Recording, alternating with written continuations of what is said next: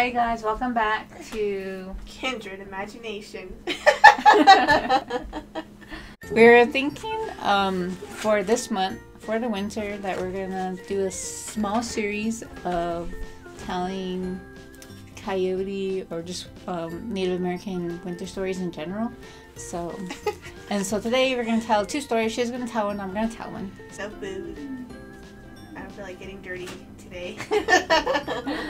Yeah, so bear with us because we're kind of like just improv right now.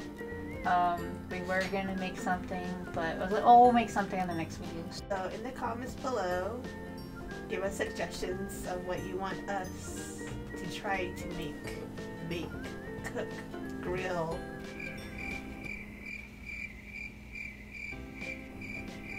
Whatever. Yeah. Saute. Yeah, so I know someone suggested like cookies for Valentine's Day. And to actually get whisks next time. Yeah, so thank you for that comment. And someone actually suggested that we make Navajo tacos. We'll say Navajo because they're both Navajo. Yeah. Navajo tacos. We did, but we're gonna redo that video as well. Yeah, we're gonna redo the fry bread video. I'm replaying the comments from the last video. That's just going through my mind right now. she's butt hurt from the comments. Someone was commenting that that's not how you make fry bread and all this stuff. So yeah, no food in this video this time. Unfortunately. She's all butthurt about that. So everyone's butthurt today. Just kidding. So she's gonna tell Rabbit Coyote. I'm gonna tell Rabbit. Sorry. I'm gonna tell Coyote and Skunk. Disclaimer. I guess like all stories kind of have slight different variations, so they might be a little different than maybe what you've heard when you're young. I've heard all different kinds, and every story is a little different. You know, a little different detail, a little different something. So. Just know that. So basically, Coyote and Skunk. And usually the story always start off with Coyote just, you know, wandering. Out and about. Yeah, trotting along. So he's somewhere near, what I've heard was Crystal Mountain. And it is a very, very hot day. And he's very, very thirsty. He's sweating. I guess he just says out loud, "Please bring me a cloud," and a cloud comes. Then he says, "Bring me bigger clouds." And then he says, "Can I have a little bit of raindrops?" And some, raindrops fall. She's my pantomime.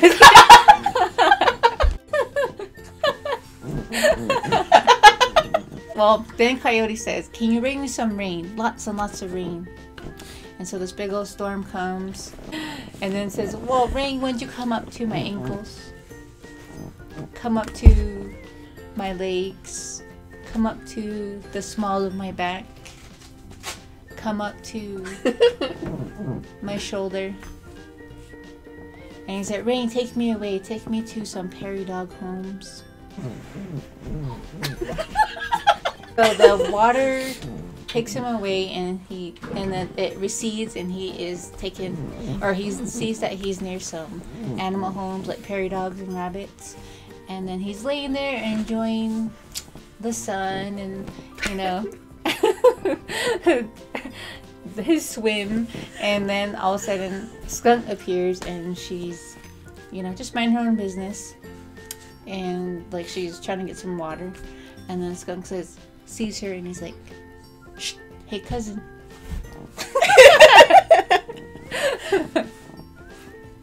Yeah, cousin. And then he basically says, "Okay, you need to tell all the animals I am dead. You need to tell them that Coyote is rotting in the ground, and you need to tell them I am dead. Capiche?" Oh. So he says, "Okay, cover me with these sticks." So Coyote lays on the ground. And he gets covered with the sticks. And then Skunk runs off. And she goes and tells the animals. So she sees the animals and she's like, hey, you guys. Wait. Okay, go again. Wait, who are you? No, Coyote. Oh, okay. Then she says, you guys, Coyote is dead. No way. He is. No He's way. down by the river. Come, I'll show you. Yeah, they're following Skunk. And then it's like, come on, look. Check on him. So then the animals are inspecting. And they're like, that trickster Coyote, he is dead.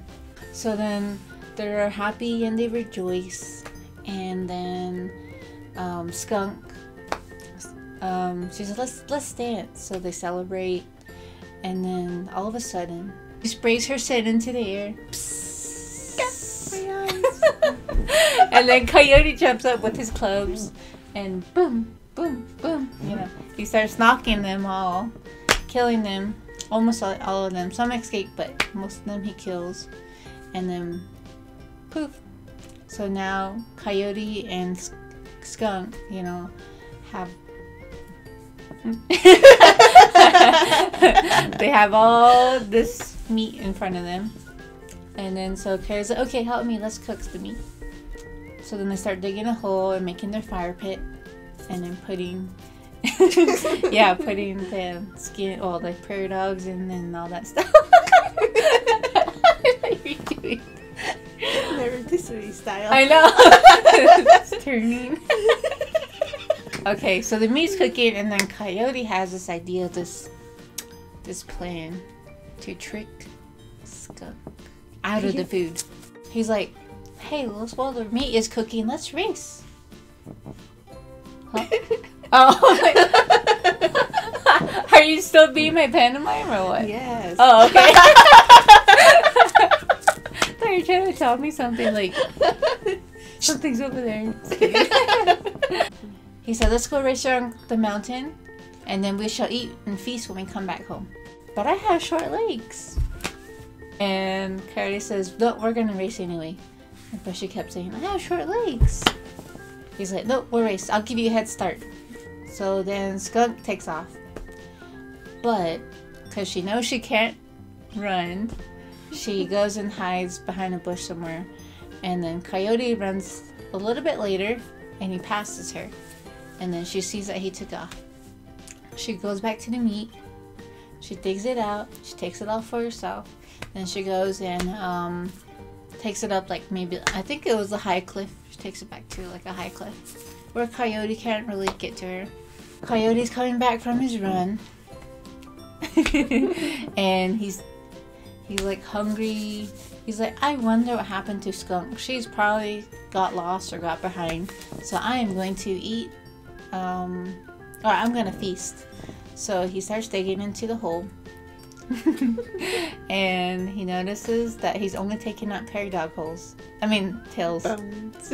Yeah, only Bone tails. yeah, Scraps. basically. And he's like, what? Where's all the meat?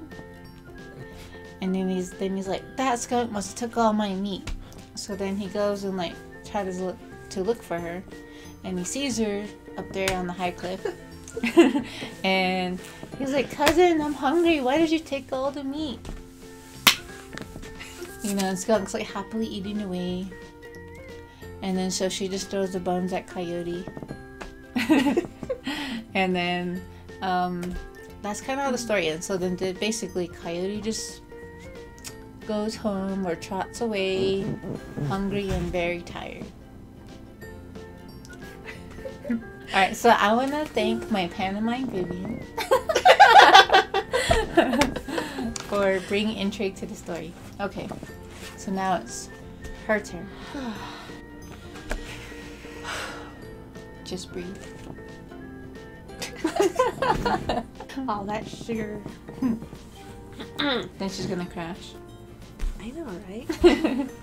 So the story I'm gonna tell is the Rabbit and Coyote. Long time ago, there was a scrappy old coyote running through the woods, or trotting through the woods, I don't know, whichever. And he was hungry, and off in the distance he saw a rabbit.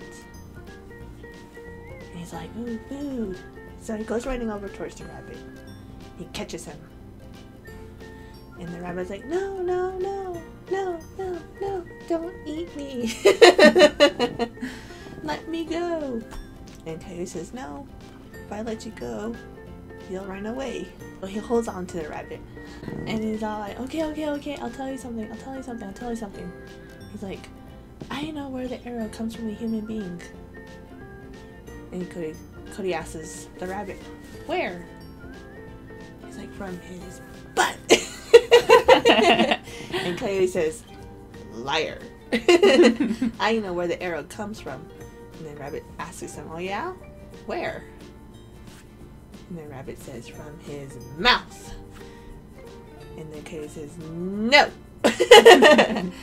I'm seeing this human being with his arrow go hunting, and I hide from him. It comes from over his shoulder.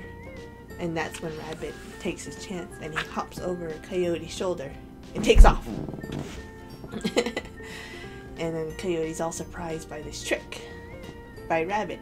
He goes running after Rabbit and like rams right into a yucca stump and hurts himself, and he howls. Ow! And Rabbit's still bolting off into the distance, and he sees a hole way out there, and he goes into that hole. And you know, Coyote snaps out of his little daze and he runs after the rabbit, and he's like, "Ha! You're trapped." And Rabbit's like, "Oh, oh, oh no, poor little me." He's all like, well, I can't get you out because the hole's too small for me to crawl in, so I'll just have to smoke you out. And then so Rabbit says, okay, give it a try. He's like, first I have to get some brush. How about if I use some dodgeweed to smoke you out? And Rabbit tells him, I love that stuff. I'll eat it all up before you can start a fire. Okay then. I'll get you some cedar. How about that? Then Rabbit says the same thing. Oh, that sounds so good. I'll just eat that all up too. That's my favorite. Then what happens?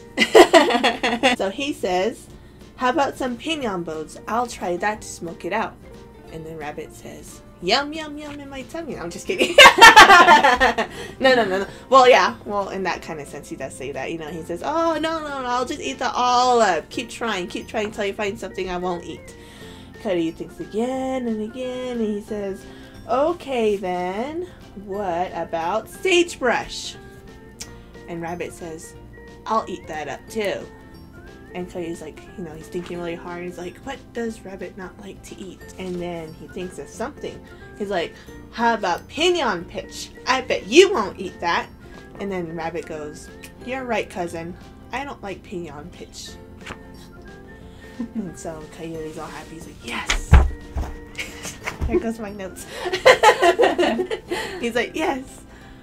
All right then, don't move. I'll be back with some pinon pitch. So Rabbit's just sitting in his hole, just chilling out, relaxing for Coyote to come back. Coyote comes back with some pinon pitch, stuffs it into the hole, and he starts a fire. Don't ask how, he just does. And, you know, he's like, and then Coyote says, hey cousin, are you dying yet? Too graphic? And then, you know, Rabbit, he's just chilling there, but he pretends. He's faking the whole thing. And he says, oh, cousin, I am choking. I can't breathe. You found the right, whatever, grass, pitch, whatever. Too bad I can't eat my way out. I'm dying. Coyote's getting all excited because he's gonna have roast rabbit coming out of the fire pitch, right? And he's like, and then Rabbit calls like, hey cousin, why don't you just come a little closer to see if I'm dying. And so Coyote's like, okay cousin. So he goes in there, he goes in a little hole, puts his nose in. He's like, cousin. And then that's when Rabbit gets his both feet, his back feet, and he kicks all that brushy fire into his face. He's like, no! My nose! And he backs out and he's trying to get it all off. And then that's when Rabbit jumps out. And he's like, ha! Coyote! Ha! And takes off. And poor Coyote still taking the stuff off of his nose. Oh! And runs off too. So never play with a rabbit because they'll always trick you. No, That's the moral of the story. So that's the story of Rabbit and Coyote. Two tricksters tricking each other, but one wins out at the end. So, I know, curtain call. Alright, so thanks you guys for joining us for our little story time. Hope you guys enjoyed the stories. Alright, so let us know what you guys want to see for future videos, or if you guys have any ideas for us, like for cooking or anything in general, I guess. Like, just give us, shout out some ideas and we'll take it into consideration. So, but we do want to do like more cooking and baking, right? Yeah. Yeah, just if you want to see us do more cooking videos, comment below. If you want more stories, comment below. If you want more traditional stuff, comment below. I don't know, just give us ideas so we can make more videos. It is getting dark outside, so we're gonna end it here. So until next time, remember to keep the imagination alive with Kindred Imagination. See you guys later. Oh, I'm going it.